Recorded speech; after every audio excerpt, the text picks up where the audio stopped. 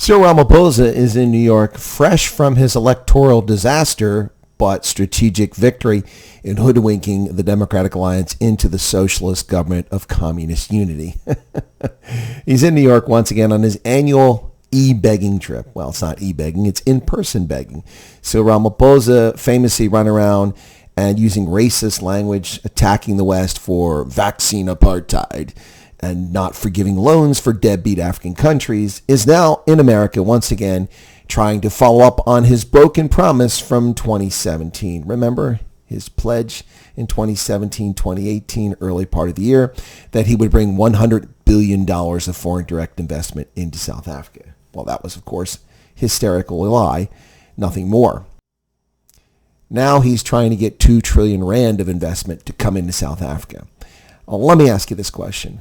Why in the world would any smart business person actually want to put their money in South Africa? Now, don't get me wrong.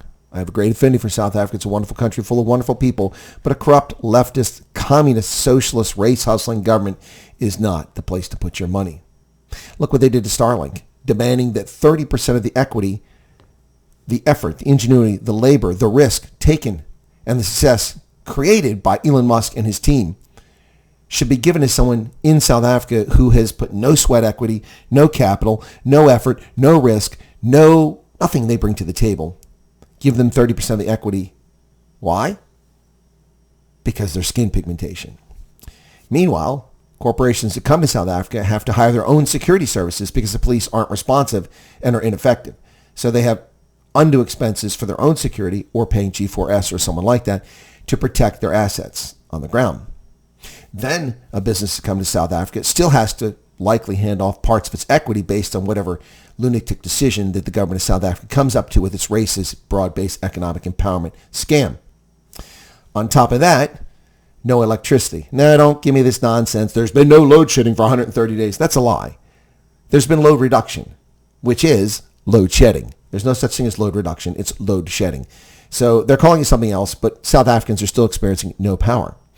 Add to this the non-existent or collapsing infrastructure all over the country. The rails, which were once the most efficient on the continent, are a disaster. The cable lines have been ripped up. The telephone communications lines of copper have been stolen. The rails have actually been stolen. The ties have been stolen all over the country. I've seen it firsthand myself. In Northwest Province, infrastructure destroyed. So the roads are overburdened with trucks, with unlicensed foreign criminal alien invader drivers oftentimes, who are ill-equipped and unprepared to drive, driving recklessly long hours, and foolishly causing accidents and undue wear on the highways, clogging the roads, particularly the N3 coming up from Durban into the heart of southern Africa. Why would anyone want to put their money there? An economy that is dominated by oligarchs, by essentially monopolies.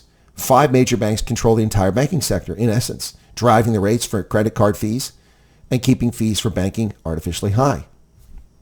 Just a handful of companies control every single major restaurant brand and retail brand. Famous brands, they own everything. Look around. Folks, it's not an attractive place to go. And on top of that, you've got an abysmal work ethic with much of the population. I mean, what do you expect with a communist government that has dumbed down the education standards instead of raising them for everyone?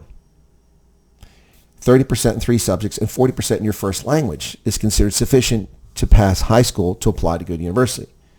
What kind of idiot comes up with a system like that? Functionally illiterate people. Accounting corporations in South Africa firms have to hire retired accountants to teach basic accounting skills to university graduates in accounting because they're functionally illiterate in that field. It's unbelievable. You can't make this stuff up. South Africa is a highly unattractive investment destination. People go there, fall in love with the natural beauty and the nonsensical concept of a rainbow nation, which doesn't exist. And then they learn the hard way about their investment and return on investment. Corporations are bailing on South Africa left and right. We've seen Shell announcing its withdrawal from South Africa. Volkswagen has only stayed in South Africa as a sign of goodwill, a good gesture, but they're not profitable. We're also seeing Guinness pull out and others not expand their properties in South Africa. It's a disaster zone, and Cyril Ramaphosa is in New York begging for foreign direct investment. Well, only suckers and those complicit in the New World Order scam will send money to South Africa. That said, it's a wonderful place, wonderful people. If only the communist governments and their willing travelers, the Democratic Alliance and other parties, weren't perpetuating the misery and poverty and racial, social, and class division of South Africa, perpetuated by the African National Congress, the Economic Freedom Fighters, and now the MK Party. Cyril in New York. Please, sir, more soup. Pretty hilarious coming from a multimillionaire begging for money. Well, you're not getting my money, buddy. And you're not going to get that of most reasonable cogent folks. Cheers.